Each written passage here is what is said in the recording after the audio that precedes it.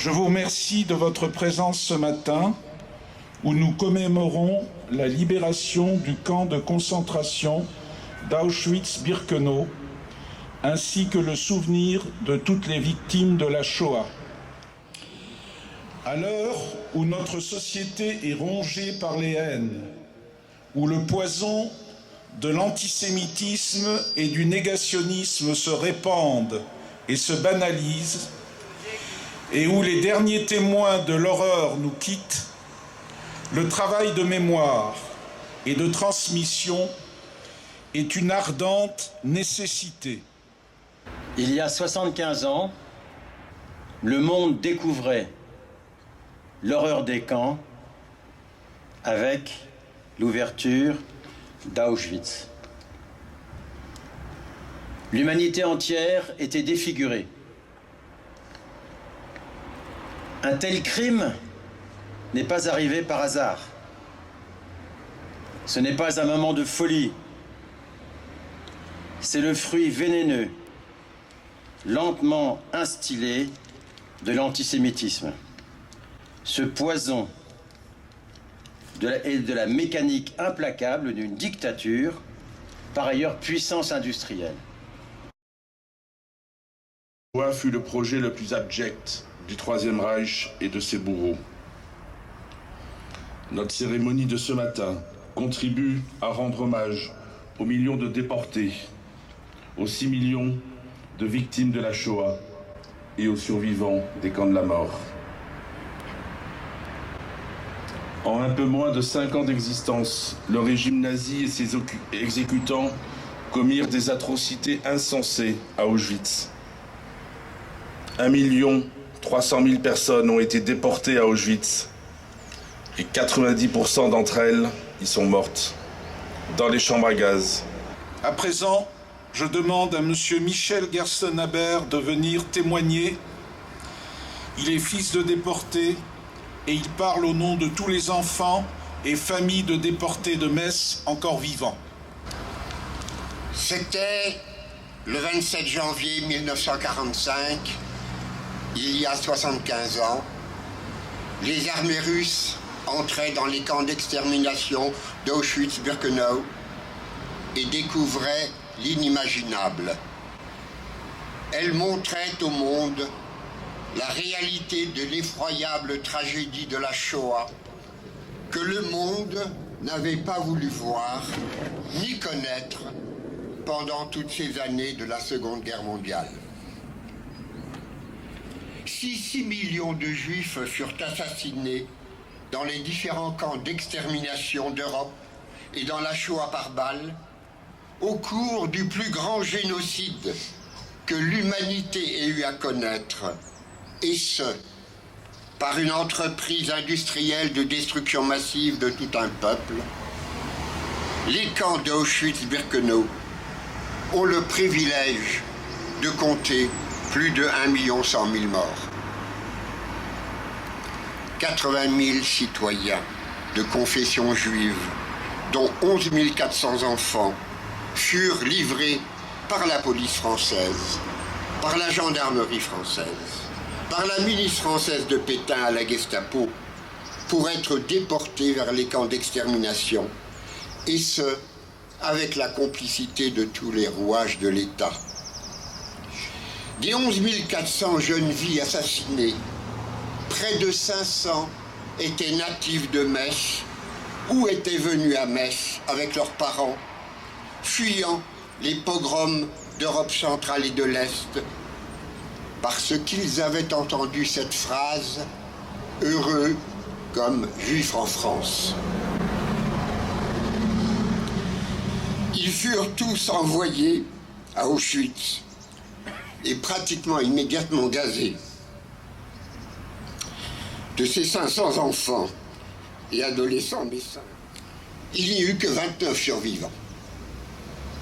Et pourtant, la France a su dans son malheur prouver que certaines de ses valeurs n'étaient pas mortes dans les tourbillons de la collaboration et de la Shoah.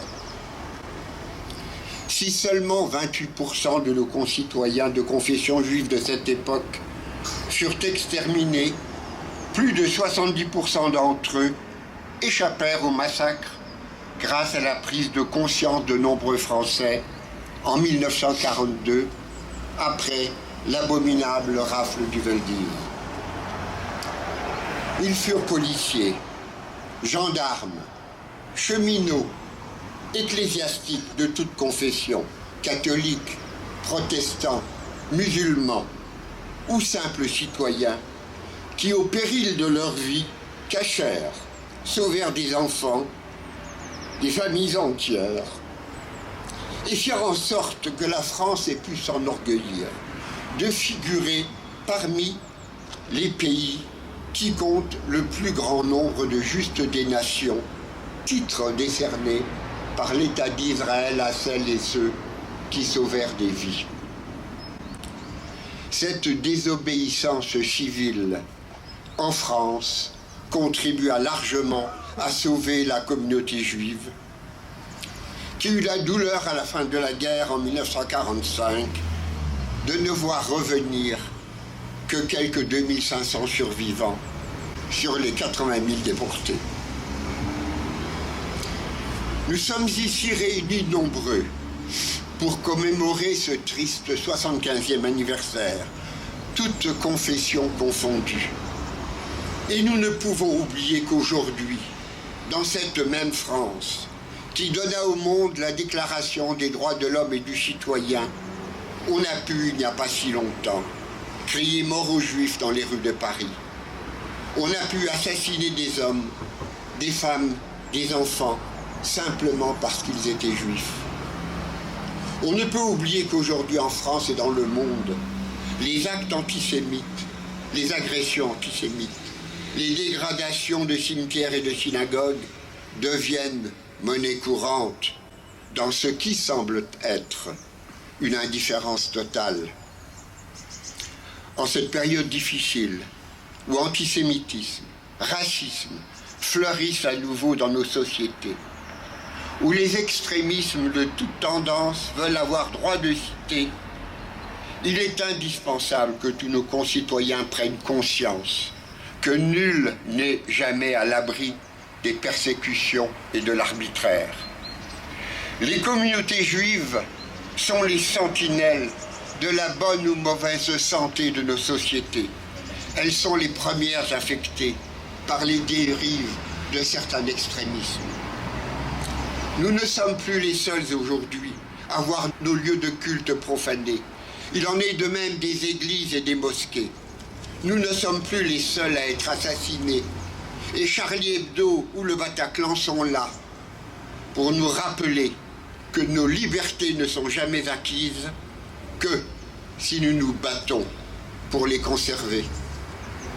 Si le XXe siècle a triomphé du nazisme et du communisme qui ont fait plus de 100 millions de morts, le XXIe siècle devra lui aussi triompher de l'islamisme politique radical si nous voulons que nos enfants et petits-enfants puissent vivre dans un monde apaisé. Merci. Lecture de texte extrait du livre « Si c'est un homme » de Primo Levi par des élèves de 2 classes du lycée Louis-Vincent de Metz, celle de Madame Marie-Hélène Michel et de Monsieur Bruno Mondarou. Vous qui trouvez le soir en rentrant la table mise et des visages amis, considérez, si c'est un homme, que celui qui peine dans la boue, qui ne connaît pas de repos, qui se bat pour un quignon de pain, qui meurt pour un oui ou un non. Considérez, si c'est une femme, que celle qui a perdu son nom et ses cheveux, et jusqu'à la force de s'en souvenir, les yeux vides et le sang froid, comme une grenouille en hiver. N'oubliez pas que cela fut. Non, ne l'oubliez pas. Aujourd'hui, on a la chance qu'il n'y ait pas de vent. C'est curieux comme, d'une certaine manière, on a toujours l'impression d'être chanceux si une circonstance, même très minime, nous empêche de nous laisser aller au désespoir et nous permet de vivre. Il pleut, mais il n'y a pas de vent. Ou bien il pleut et il vente, mais on sait que ce soir on aura droit à une ration supplémentaire de soupe, et alors on se dit que l'on trouvera la force de tenir jusqu'au soir. Ou encore c'est la pluie, le vent et la faim de tous les jours.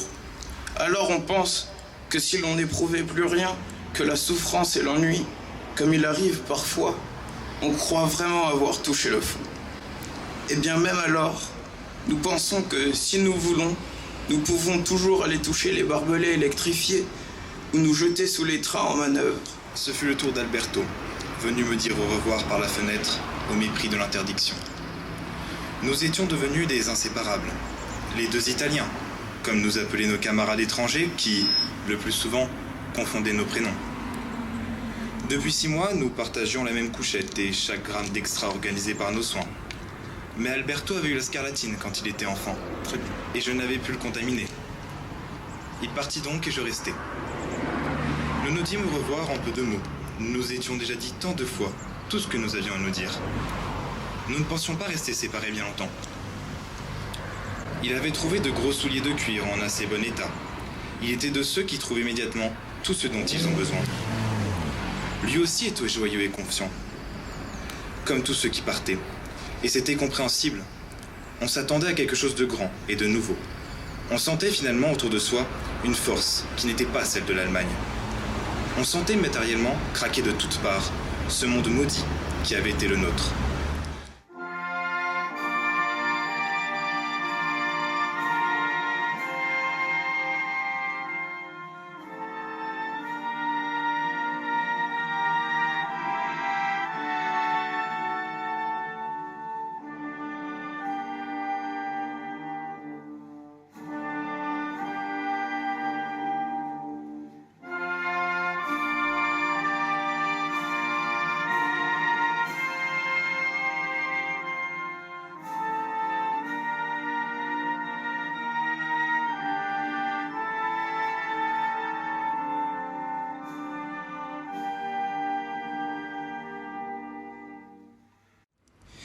À présent, nous procéderons à l'allumage de 6 bougies par les éclaireuses et éclaireurs israélites de France, section de Metz, en mémoire des 6 millions de victimes juives innocentes exterminées dans les camps nazis.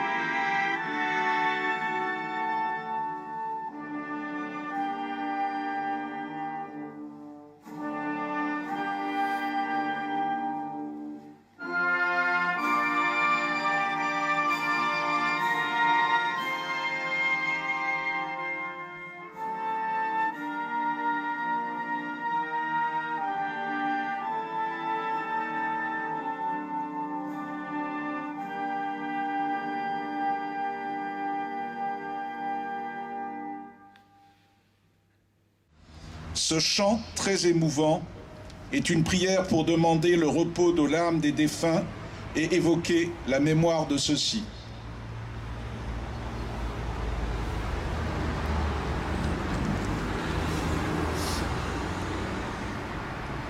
El molei rachamim shoyechein b'megoyamim hamtzei menucha nechayena tachas kanefei ashechina יסקדל ויסקדש שמי רבם, בעלמא דברה חירותי ואמיר מלכותי, בחייכון וביומכון ובחיי דכל בית ישראל, בהגלה ובזמן קריב, ואמרו אמן. יהי שמי רבא מבורך לעולם ולעולמיה יתברך וישתבח ויתפואר ויתחומם ויתנשא ויתהדר ויתעלה ויתהלל שמי דקודשה בריך